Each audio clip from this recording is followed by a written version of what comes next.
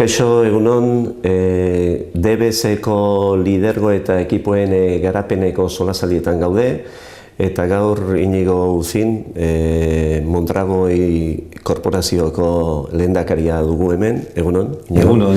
Eskerrik asko, etortzea egitek. Zuei.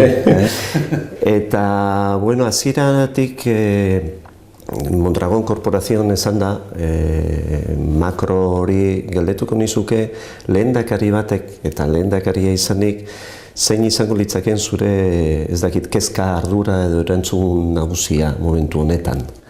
Bueno, Mondragon taldea, azken baten 314.000 persona dauzkagu, 3 arlotan egea lanean, bai finantza arloan, banaketa arloan, industrian eta unibertsitatea badaukagu barroan, ez.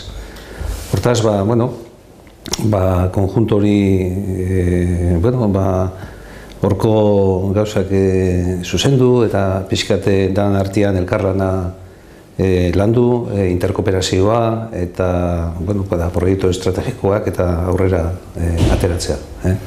Baina, aipatuko nuke, Mondragon korporazioa ez da korporazio arrunta bat. Nire esplikatu, ez da korporazioa kooperatiban jabea. Kooperatiban jabeak bertako persona dira, bertako bazkideak. Eta Mondragonen daude, arrazoi bateatikan, nahi debelako.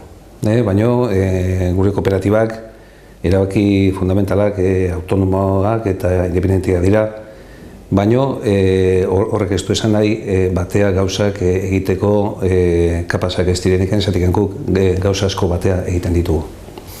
Bai, zuen ezberdintasuna, pixkate lelotikan helduz ere, Humanity at Work hortik handoa. Bai, guk kooperatiba gara, sistema kooperatibun gaude hasieratikan, eta, gaur egunean, nik uste enpresa gehienak esaten debela, personak direla, enpresako gauza fundamentala, importantena. Da nik benetan sinisten dut ala dela eta enpresa hauek sinisten dutela, ez.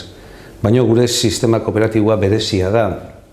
Zergen azken baten gure enpresak sistema kooperatibun, ez do erabakiak hartzen dira modu demokratiko baten, persona bakoitza boto badaka, personak partizipazio aldetikan beste posibilidade batzuk ematen du sistema kooperatiboa, eta noski, guk kontu neukita, persona direla oso importantea guretzat, formazioa eta gauza hori danak asko lantzen dira gure sisteman. Horta, joan gaitezen, 394.000ko talde bat mundu bat da, eta arlo desberdinetan, komentatu ezun bezala, baina orokorrean asko labur bilduz Mondragon korporazionek zerbait norbait fitxatu nahi dunen, zerbaiten bila da bilenen, zein dira pertsonetan aurkitu nahi ditun edo baloratzen ditun gaitasun nagusienak? Gaitasun teknikoaz aparte, noski. Hor nik esan duke gaitasun teknikoak eta hori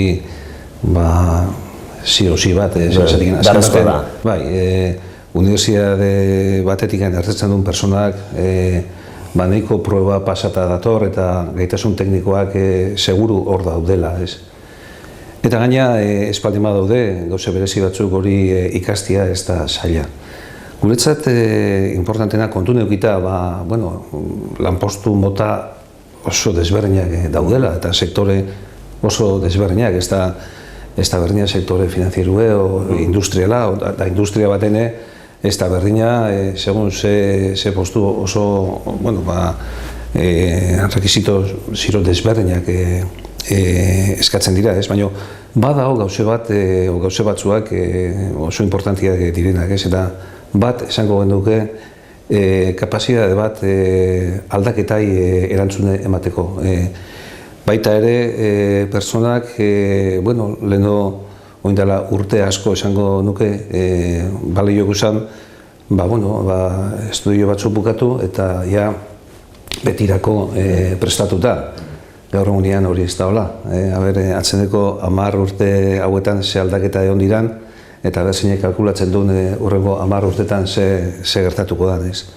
Hortaz, borondate hori ikasteko, beti esango nuke eguneroko gauze berrienak dominatzeko. Alde batetik, bestetik oso garrantzitsua da elkarlanean lana egiteko gaitasunare oso importantia da. Jende irekia, jende bat aportatzeko prest da onda, ez dena lotzatzen gauzak esaten, jende zintzoa, nik uste konzeptu hori oso importantia dela, honestitate konzeptu hori, jende zintzoa izatea oso beharrezkoa da, eta nik hortik esango nuke esatik gaitasun teknikoak seguru hor daudela. Eta denborarekin ere jorratzen dira. Pertsona horiek profil hori aurkitu duzue, eta, klaro, halako esparru handi baten, 74.000 pertsona dauden tokian, bai garapenerako, bai aldaketerako, behin pertsona hori barruan dagoenen, zein uste duzu direla zuen indarguneak pertsonen kudeaketaren eremu horretan? Guk gure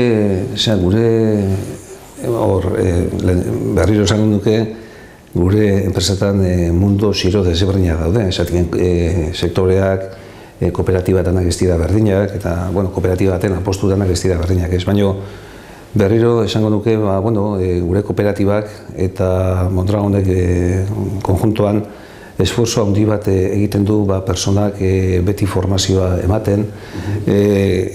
Gero elkarlaneko modu horrek hor asko ikasten da, batzuk besteandik asko ikasten dute. Gero ere bai, proiektu desberdinetan parte hartzen asko ikasten da.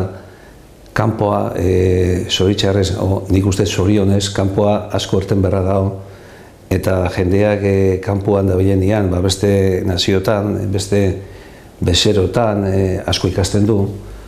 Ez bakarriken lanai buruz, mundui buruz bai, eta beste kultura buruz bai. Hortaz, gure enpresatan formazio aldetiken inbertsio importante bat egiten da personatan, beti personak forman eukitzeko. Eta Euskal Herrian unibertsitate baten gaude gaur, baina beste batzuk ere badira, eta hor gure ikasle edo unibertsitatetik ertetzen da ikaslea gaur egun nola ikusten duzu munduan kokatzeko, bere indargunekin eta bere ahultasunekin. Nik usten dut alde hortatik asko mejoratu dela. Unibertsitateak gaur egunean lehengo denporakin konparatuzkeo, nik uste asko mejoratu dila sentido hortan, baina nik esan duke konjuntuan gauze bat ondik asko daukeula mejoratzeko, bat alemanikin konparatuzkeo, eta da personak unibertsitatetik erten berdebe lanian ohituta, lanian jakinda. Eta ez bakarriken eskolan nota honak atatan. Esperientzi praktiko batekin eta lana zertan jakinda. Hori da, nik uste aspektu bat ondiken mejoratzeko daukaguna. Askotan esperientzia vitalak dira, bizitzekoak, ez bakarrik akademikoak. Hori da. Ez bakarriken formula matematikoak eta zeak eta ez. Enpresa bat azken baten konplexu da, harreman asko dago, harreman batzuten komplikatuak bai, interesak, departamento desberdinak, eta, eta beti otea egoera tirante bat beste, epe batzuk bete berra, o problema tekniko bai, ose bat ezin lortuta denpora aurrera, eta momentu horiek bizi egin behar dira eta esperientzia hori eukitzea jakitea zer dan oso importanti da. Oso ondo, bukatzen joteko, pentsatu behar dugu gehien bat gure ikasleek ditugula gure aholkuak edo gure hausnarketa ikusten. Zein izango litzake hau dana labur bilduz zure aholku bat gaur egun gure ikasle direnentzat?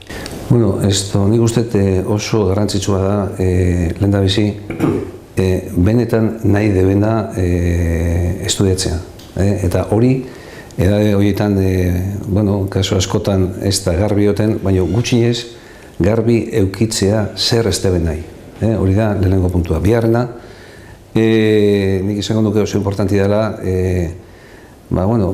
persona batzuk egoten dira, gauze txarrak ikuste, krisisa dago, sueldo oso txarrak, baldintza oso txarrak, hori ez da hola, beti egon da zerbait olako gauza bat, o krisise da olako, baina azken baten gauzak bere honea etortzen dira, baina gauza lortzeko burrukatu egin beharra dago, prestatu egin beharra dago, eta animoakin enfrentatu egoera horri ez. Eta gero, formazioa ez bakarriken, esango duke eskolako formazioa, alde batetik idioma aldetik ondo prestatuta egon, baita ere viajatu eta mundua ezagutu, eta hirugarrena letu, liburuak irakurri, eta ez bakarriken norberan materia tekniko horiek, beste gauza batzuk bai, eta egon irekita mundua jateko. Zalantasun horrekin, leheno aipatu ezun berrikuntza, aldaketa eta kudeatzeko. Hori konstante bat izango, zatik zein edaki, leheno esan deuna, ez? Atzeneko 10 urte hauetan ze aldaketa egon diren, eta kontu neuki, oin unibertsitatean dagoen jendea, pasoko ditu gutxienez, beste 45, igual gehiago urte lanian. Zein edaki 50 urtetan ze gertatu daiten. Mundu eukiko. Hori da, nik matematek kapazidea hori batemauke, fenomeno da, ez? Hortaz, egon behar da prest aldaketa horien aurrean mobitzeko, hori da. Oso ondo, plazer bat, Inigo, eskerrik asko, etortzea gaitik, eta urrun arte. Venga.